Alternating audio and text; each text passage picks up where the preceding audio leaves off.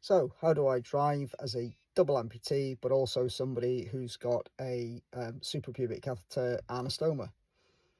So easily answer is the stoma and catheter wise, same as anybody else. I do have the advantage that I can attach a 2 litre bag, which means that if I do that, I can go for a good few hours before needing to stop. Whereas somebody who just goes to the bathroom normally probably need to stop before I do. Driving wise, this is how I drive. Okay, so I have a steering knob. This allows me to do the steering wheel whilst also leaving one hand free to operate this lever. Okay, so this lever basically goes underneath the steering wheel, through the driving column, and then attaches to the pedals down on the floor.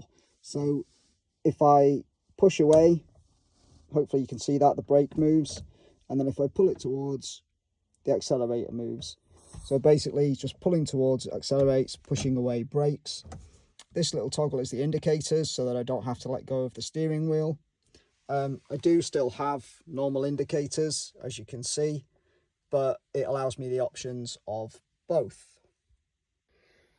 Can somebody else drive this car because it's adapted, as long as they're on the insurance? Yes, of course. So the steering ball will just come off, it's a quick release, and then they would just use the pedals as normal. So the pedals are still there, they just ignore the lever on the side.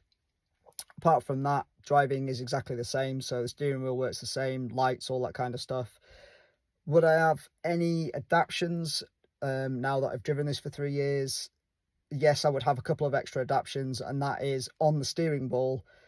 You can get controls for, say, dipping your main beam, and for the windscreen wipers, because it's very difficult if you're steering and trying to either brake or accelerate to then have to let go of something and try and do all of that as well. My hands aren't large enough. So that's probably, aside from that's the only other adaptation that I would have when it comes to the actual driving.